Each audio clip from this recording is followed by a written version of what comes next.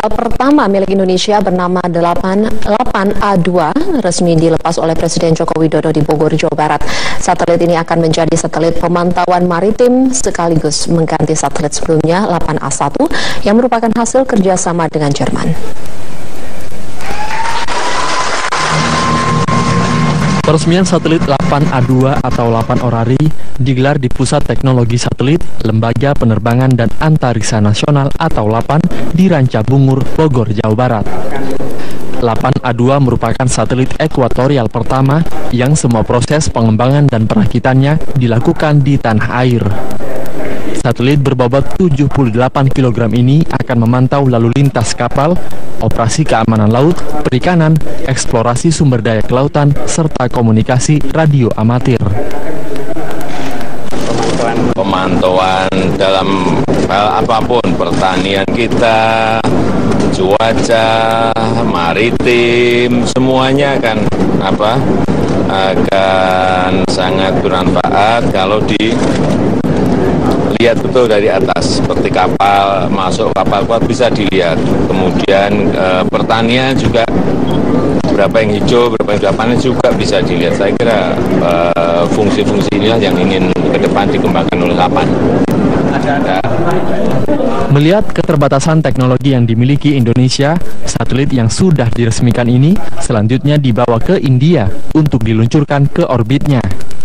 Menggunakan orbit ekuatorial, diperkirakan satelit ini akan melintasi wilayah Indonesia sebanyak 14 kali dalam sehari. Dari Bogor, Jawa Barat, Rosalin Asmarantika, Ari Nugroho, Metro TV. Pemirsa, makin meluas di sejumlah daerah di Sumatera. Asap tebal mengakibatkan Bandara Ferdinand Lumban Tobing Sibolga, Sumatera Utara, lumpuh total. Kabut asap di Dumai, Riau juga mengakibatkan jarak pandang pengendara hanya 200 meter.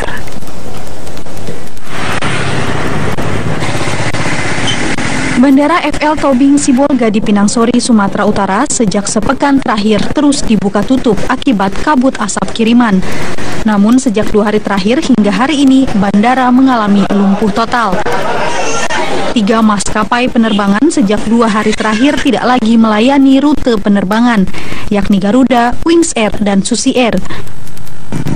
Menurut Kepala Bandara FL Tobing Sibolga Ambar Suyoko, jarak pandang akibat kabut asap masih membahayakan bagi penerbangan. Bandar Udara Pinang Sori hari ini, info dari Meteo pagi jarak pandangnya saat ini 800 meter. Jadi penerbangan untuk hari ini cancel Garuda dan Wing. Dan kita sudah notemkan untuk close bandara hari ini karena jarak pandang.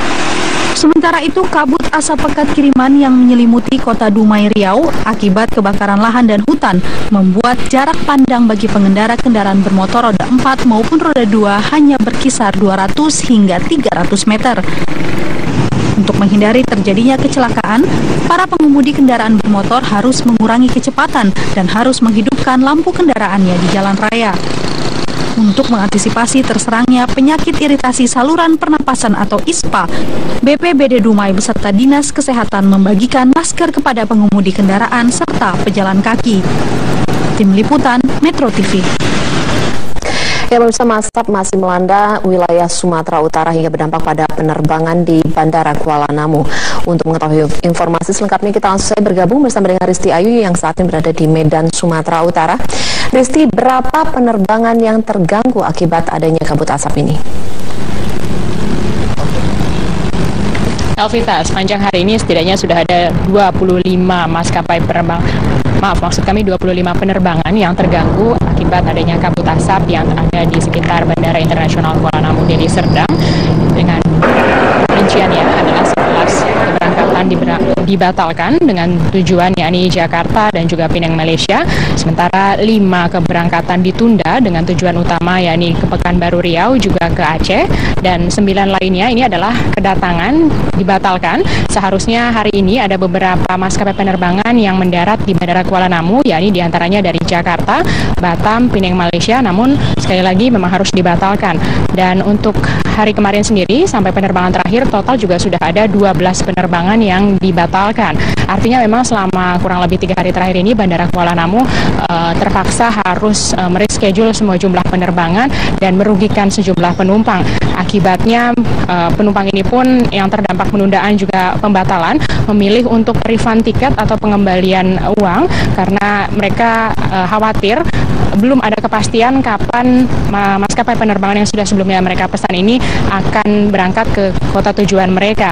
Salah satu penumpang yang kami temui ini memilih refund tiket dan memilih jalur darat untuk ke kota tujuannya ke Sibolga. Sebelumnya penumpang ini sudah memilih tiket untuk menuju ke Sibolga ke Bandara Pinang Sori. Dan sekadar informasi juga Elvita bahwa memang saat ini jarak pandang di Bandara Internasional Kuala Namu sudah semakin membaik. Bila tadi pagi sampai siang hari ini jarak pandangnya sekitar 600 meter, namun sekarang sudah meningkat menjadi 1000 meter. Namun ini pun masih ada di bawah batas normal, yakni sekitar 1200 meter.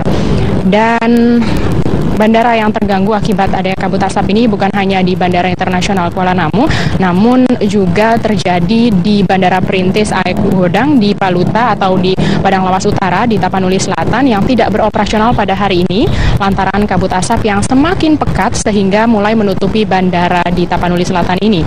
Menurut petugas BMKG di Bandara AEK Godang, kabut asap sudah mulai mengganggu aktivitas penerbangan di wilayah Tapanuli Selatan sejak 27 Agustus lalu. Namun memang diakui hari ini semakin memburuk kondisinya, yakni kabut asapnya semakin tebal dan juga pekat karena adanya perluasan dan juga penambahan titik panas di wilayah Sumatera ini. Dan akibatnya juga jarak pandang di Bandara AEK Godang ini hanya sekitar 100 meter dengan kecepatan angin dari timur yakni 7 knot. Dan diketahui Bandara AEK Godang ini memang sebelumnya melayani penerbangan dari Padang Lawas Utara menuju ke Medan Kuala Namu.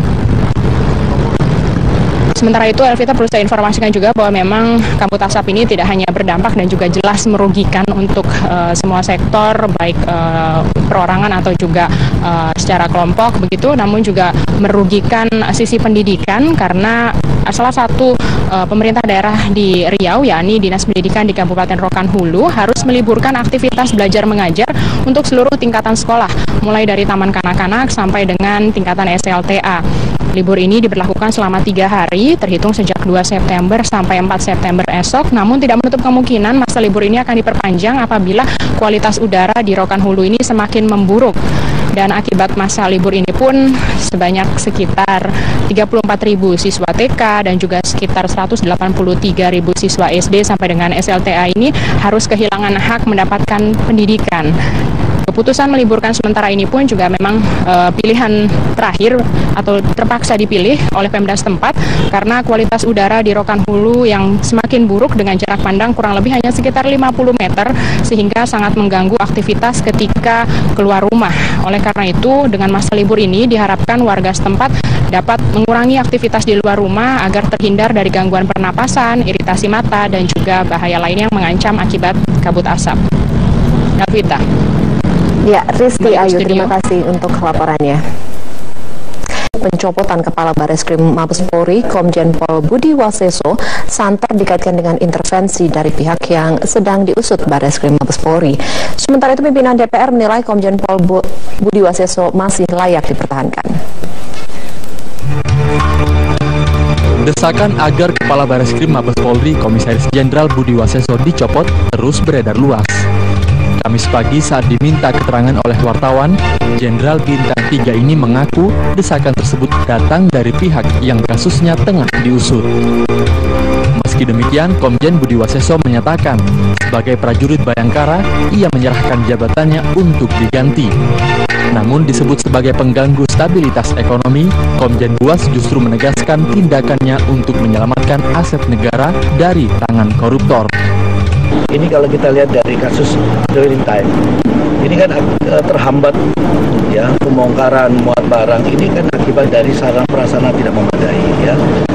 Kita telisik kenapa sarana prasarana tidak memadai. Ternyata ada beberapa pengadaan yang berakibat tidak berfungsinya alat itu ya.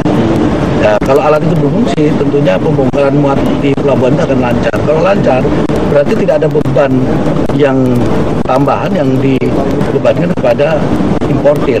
Ya. Sementara itu, Kapolri Jenderal Badrodin Haiti menyatakan sidang Dewan Jabatan dan Kepangkatan Tinggi atau Wanjakti digelar untuk mutasi sejumlah perwira tinggi Polri. Namun Kapolri tidak menyebut apakah Budi Waseso salah satu jenderal yang akan dimutasi. Biasa saya bisa ganti, bisa lahir baru ganti, saya juga bisa ganti. Harus loyal ya. Ya kan, jabatan itu kan hanya sebentar saja. Nah, tapi apa misalnya perkembangan yang diberikan